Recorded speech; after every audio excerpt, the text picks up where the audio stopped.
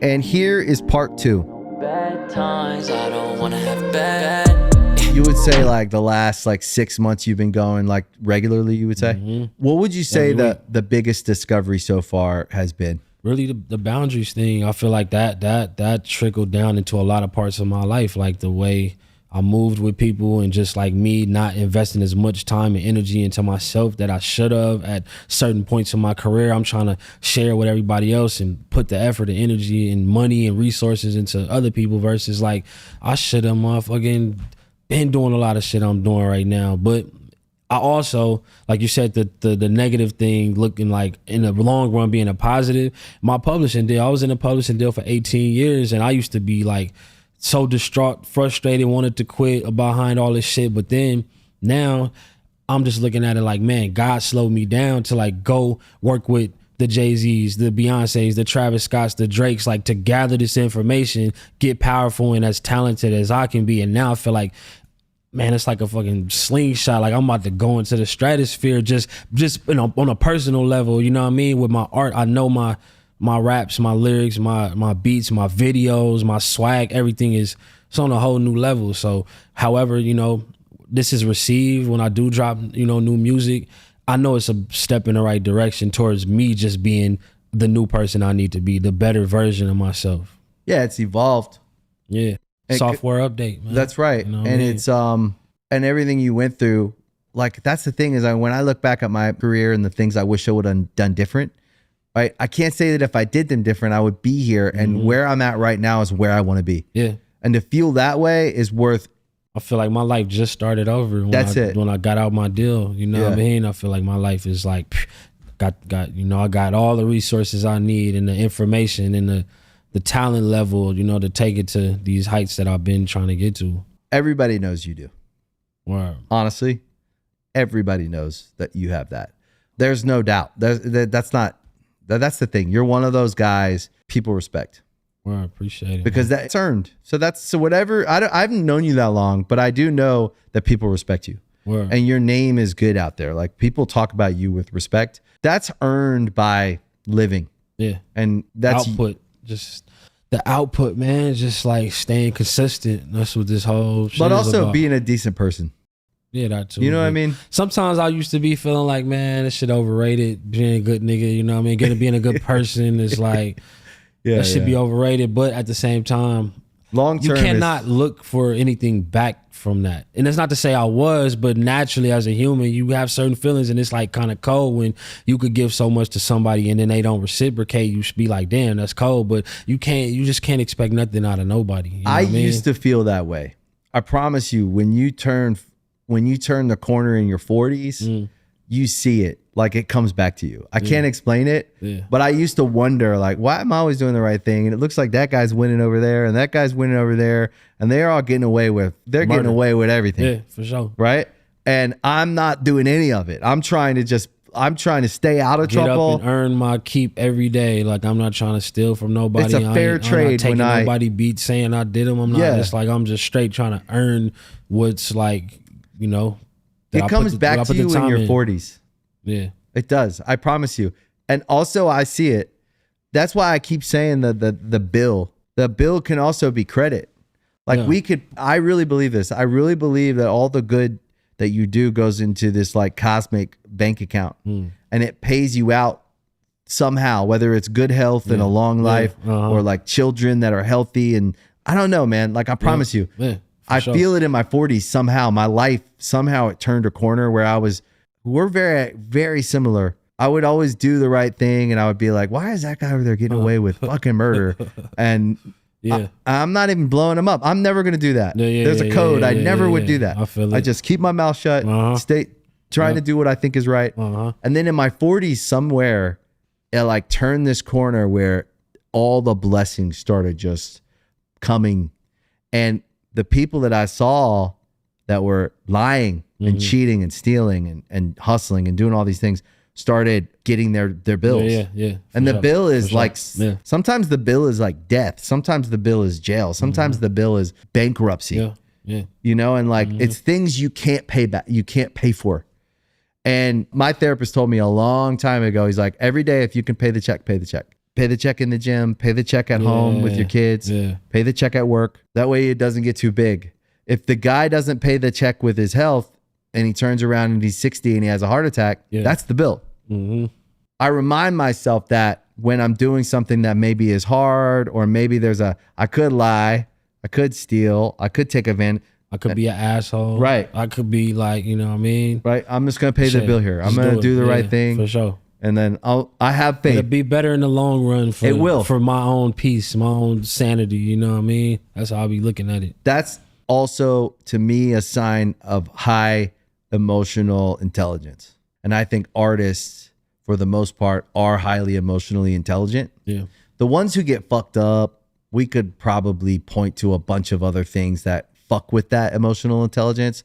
But the ones who can stay steady, usually do pretty good. Are there any artists you feel like have had a huge impact on you and left you with something that you felt like was meaningful, even if it wasn't a personal relationship? I take from every artist, you know what I mean? I love being around great artists. I love being around great song makers and people that know how to finish records. Like I take from Dom Kennedy, to Beyonce, to Jay-Z, to Kanye. It's like I take certain things. Nipsey Hussle, like I was able to just get different bits and pieces from all of them. You know what I mean? I feel like that's what it's about. Like, just you don't even got to really necessarily be told a thing. You could just watch their work ethic, watch how, you know, certain artists, they mood boarding their whole rollout. They know what type of fits they gonna wear. They know just the whole, you know what I mean? That's what artistry is. Like, you got to dial in on every detail, and that's what separates the artist that's not winning from artist who is. Yeah.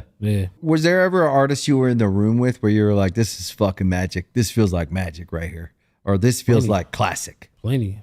Yeah. But just all them times spending time in the studio with Beyonce, Jay-Z, Kanye, like that was just like, that was who I really classic was listening records. to. Like, that's who I was like studying as a teenager, playing their music, and like never thought I would be around these people and getting love and they telling me I'm dope and stuff like that. But yeah, I mean, bro, I just love making music. I don't like, every day feels special to me. Every day, like, you know what I mean? I just moved into a new studio. I made 2 albums since I've been here. It's only been like 3 weeks. I just been like, that's when you know it's good. When the energy's good, it's crazy. It's crazy. You just hitting when the ball. It's just running, you just gotta stay in that pocket. You feel like you're new. Man, I swear in the to game, God, like I you do, just got in. I do. I feel like I just got out the pen for real. Like 18 years. You know what I mean? So I'm ready. I'm ready to take on whatever. Yeah. It's like I don't got an ego about what I'm doing, but I got a ultimate like level of confidence where it's like I know I got a lot of I's dotted, T's crossed, and it's like, regardless of whatever lands, I know this is progress for me personally. I know I'm better than I ever been. I know it's like, okay, if I can get this good, I could jump up a whole nother level. So it's like, let me just push from here, man. Yeah, you know, but that's experience you get to an age where you have had enough success to know who you are and what you do. When the success doesn't kill you, when the success doesn't trip you up, take you out. If you can stay in the steady of success and not succumb, because we see all sides of it, but we've seen people succumb to the pressure or whatever it is. There's usually something else when you look behind the curtain. There's usually some kind of, like, sometimes it's mental health or it's drugs or that it's part. other people. There's a lot of versions of succumbing, and then there's a lot you have to fight against. But when you can be a guy who is replicating success over decades, is when you start to, like, when we look at Quincy Jones, right, as like one of the greatest of all time across decades, because he sustained being himself. He never was anyone else. He was always himself. And I always like admired what I saw when I saw Quincy. Straight up. In any room or anywhere. Going from genre to genre, different type of artists, like different vibes. Like, that's where it's at, man. Like, and he was a joyful guy, but he was also a serious guy. Yeah. He was himself. Yeah. I think there's something about the experience of having success and then trusting yourself and knowing who you are and replicating it. And it's not that you can predict exactly when it'll come, but you can predict it'll come if you do this, right? You know when you hear a good record. Straight up. And it's like, you know, if you really dialed in, you're going to be studying the culture. You're going to see what else is out there. You're going to be able to, not to say to compare, but like, you know, compare, like be able to like really dig your foot in and be like, let's see what's going on out here. Like this sound I got is unique. Like, you know, this song I got coming with this artist or my own song is like stands out from anything anybody talking about right now, or beat wise, tempo wise. Like it's ways to pinpoint it out when you dialed in. It's also interesting too, because if like, I always think about, I love sports. I love watching, you know, I see great athletes and I'm like, that must be fucking cool to be that guy. Like I love LeBron. I love Ohtani. I love like the greats across all the sports, across the decades. I love to see people win. Yeah. And then you see how they win and you see, I don't know. I just like watching it. I get a lot from it. Yeah, for sure. And, for sure. But then I wonder how it feels when you can't play anymore. Yeah. Right. Like at like 40, most. That's all I was about to say. Yeah. You think about it and you be like, damn, that's kind of early. But then you like don't realize these motherfuckers play ball every single day Since for like, they were 10. You know what I mean? It's like, that's a or, lot of strain on the body. So by 40, it's like, so it's like by 40, 45, maybe if you're lucky, like you go really late. But then I think about what we do. It's a game we can play for the rest of our life. Straight up. And we're very lucky that we get to compete at a high level. And to be fair, what I found in my experience is I had my early artist success in the first, like, you know, from like 2000 to 2012 or whatever was like what I would call the first phase of like my career, where I had the success that everyone knows me for. But the real success I've had on like another level has been in my older age. And I would say like in my mid 30s was when I actually started to understand the game and understand what game I was actually playing. That's actually really important. Same. Yeah. You know, for sure. Yeah. I feel like you're there. That's where you're at. For sure. That's just like, it's clicking. I'm a new guy, man. I'm ready, bro. I'm so ready for like whatever. I got a lot more in me. That's like the best part. Like I got so much more music that I know, you know, it's like I'm like trying to make sure every beat is just getting better. Every verse, everything I'm doing, every song written, just like trying to just be more detailed and just push for that level. Yeah. As far as your time goes, how much time do you spend on your own music as an artist? And then how much time do you spend on other artists' music? Like, how do you find the balance of like what goes to other people when they want you to produce, or what goes to your art and you as an artist? Most of the beats that I rap on, like it'd be like when I know it's right is when I'm like still making a beat and I'm already getting the verse while I'm making the beat, or the hook or idea, flow, cadence. Once I know that I'm like, man, I'm about to hop on this. And sometimes I'll do a song and then the artist will come through and I'll play them the beat anyway and just see if they come up with some shit. And sometimes it work out like that. But most of my beats like that I really like know I'm a rap on, I just be making it and I'm vibing as soon as I'm making the joint before it's even done. Yeah, but I mean, I'm trying to just like, make the illest shit for myself and whoever. Like, yeah. You feel like this era you're more focused on your music? At this particular time, yeah. That's but good. I'm open to whatever. Right. Though, you know what I mean? I'm just I'm in beast mode. I'm in like I'm just beat at the beat, joint at the joint. Like it's there. The pot of gold is sitting. That right artist gonna pull up and it's gonna be what it's supposed to be. Yeah. Yeah. So you're getting out of your publishing deal. Right. You're excited about that. Man, am I? How long's it been? It's been since January of 2007. Wow. So July 2025. Has it been particularly hard to get out of? Yeah, for sure. I went and hired all type of high level lawyers over my career, high level managers, all these powerful people. And, you know, it was kind of like a thing where it was a co-pub situation. So one party would point the finger at the other party and then it would just keep going back and forth, where it's like, well, this person, you know, has you stuck, or this person has to agree on this certain thing. And it just was a lot of that was being straight back and forth, you know what I mean? But then 2021, I was managed by Rock Nation, and Jay-Z and Desiree Perez stepped in and went and got me an end date in 2021. I was like still pissed at that point because I thought like, man, I already did 14 years and I'm a part of all these big records. Let me out now. Yeah. This is the best we could do. You'll be out 2025, but you're going to have to do these last 4 years. And it ended up being an 18-year deal. But Thank God, because Thank God. I really probably had no end date, no matter how much success I had. Yeah, thank God. Yeah. Let me call it out because it's not fair and it's wrong. Yeah. Okay. You are gracious and you also understand the business you have to live in. You take your lumps, right? Like I feel the same way. Listen, I work with every major label. I work with every lawyer. I am a fair guy. Also, I'll take my lumps. You got me. Like, it's okay. Like, it feels to me like you handle turning that negative into the positive. Like, Right. you know, now at this point, I'm looking at it like, damn, like I'm getting all my reparations. I'm getting That's like right. what I'm supposed to, you know, where I'm supposed to be. But I had to be held in that box to really cultivate my talent and get myself mentally and musically where I should be at. Well, that's how a winner looks at a tough situation because that's how I look at it as well. I used to be pissed. I did plenty of interviews and I went on Joe Budden podcast, all type of shit, like talking about this shit, pissed, sad, whatever. But, you know, looking back now, it's like, man, that shit was all part of the story and a part of the growth and just like helped me get to this point, man. And part of what makes you a better person because you also understand like what it feels like to have someone do wrong. Yeah. And you have really no power in it other than what you do after.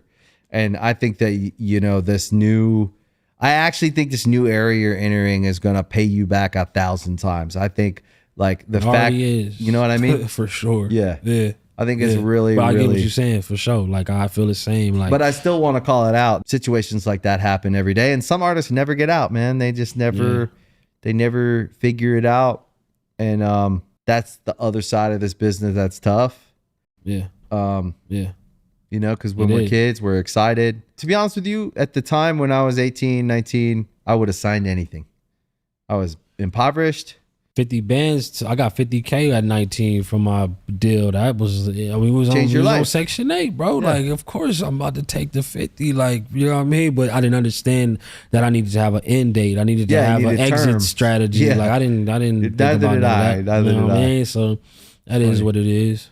I actually think, though, if it doesn't kill us and it doesn't make us bitter, miserable people, it makes us better guys who understand when someone else is suffering from or when someone else is going through that.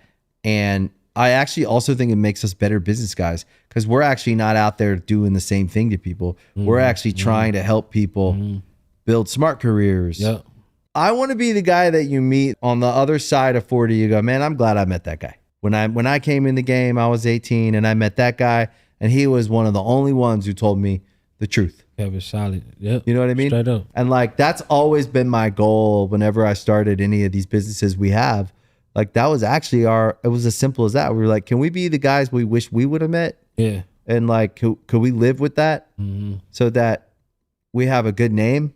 I think that's what made us that way is a couple bad deals.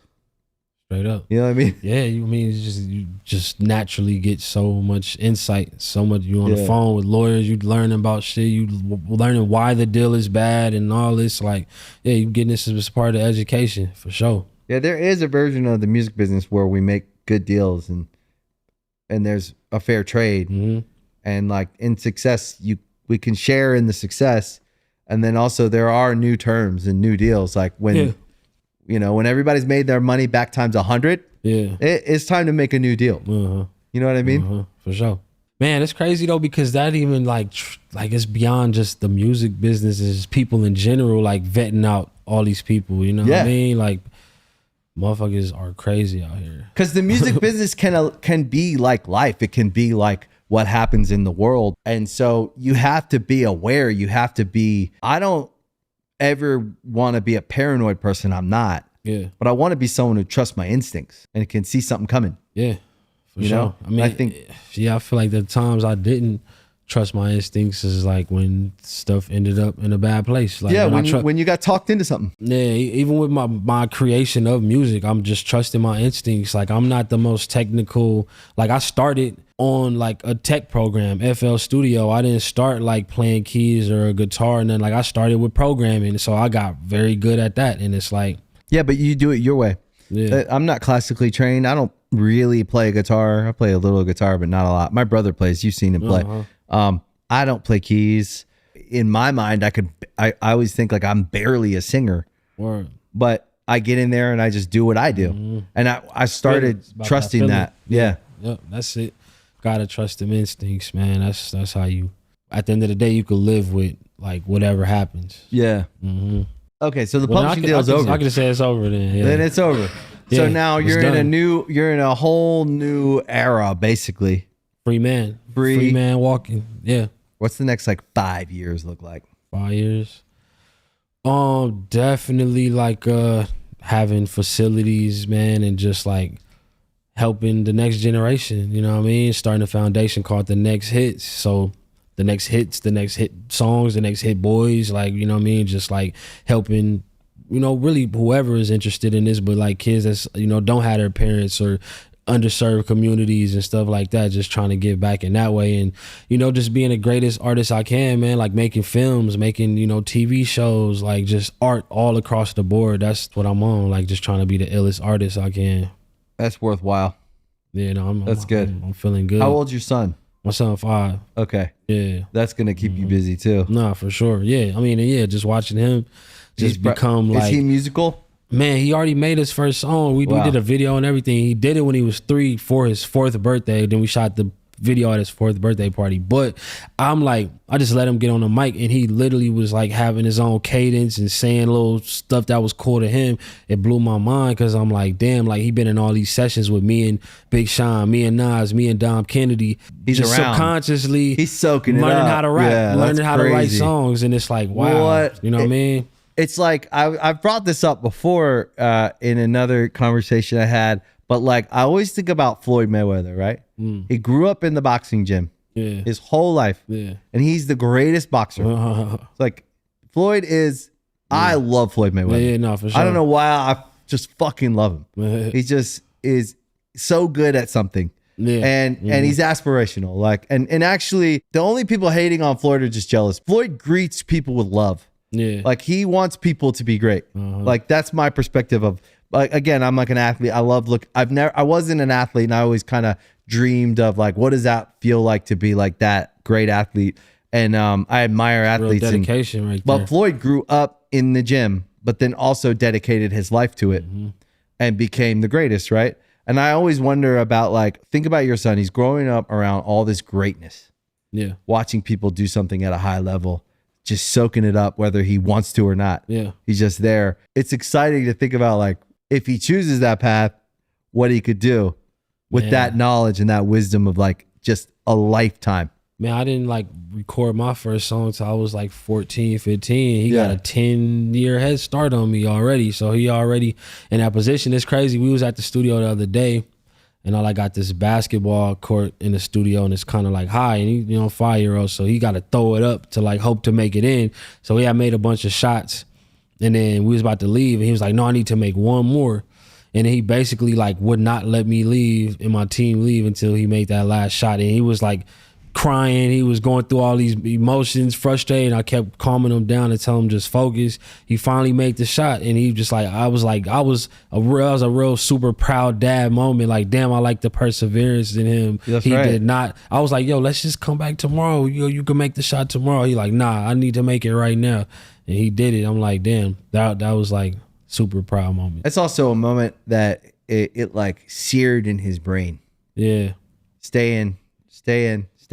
Yeah. And then also like you gave him the option too. You were like, I'm not here telling you to do this. He had to decide. Yeah. And then he decided. And then he did it. There's something about that with life. Like as a lesson in life, we all needed that somewhere for someone to give us the choice to decide to stick to something. And then we got the result. We actually did make the shot. Yeah. I think that's like pretty profound, man. That's For actually sure. And pretty everybody profound. clapped after he made the shot. I know that made him feel great, man. That's Yeah. like just instilling confidence and just that perseverance, you know. But sometimes when I see that stuff, like that's pretty profound, man. When I think about it, like maybe someone out there listening to this, sometimes like what we watch our kids do in these small moments that like anybody could write off is actually profound pieces of wisdom Yep.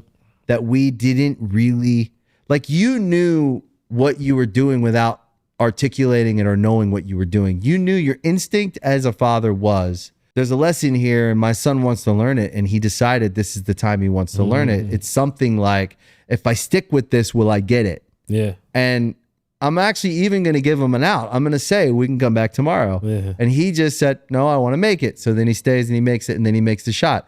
If we like slow that down and put it in a book, you could put it as like, this is a lesson of perseverance and sticking with. Man, it was a reminder for me, like, man, don't ever give up, bro. You know what I mean? No matter what.